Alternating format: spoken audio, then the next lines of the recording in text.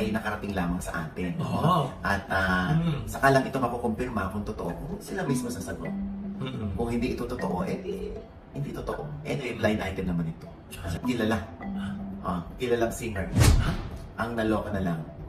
Isang araw nagpunta sa bangko. Naloka siya. Ina-update niya sa bangko kung kumusta na ang laman o yung kanyang funds doon. Intact pa din. Naloka ang singer sa kanyang natuklasan.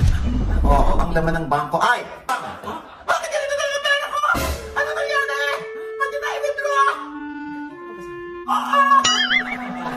Loka siya dahil unti-unti na-i-withdraw ang pera niya kasi nga meron siyang ka-joint account.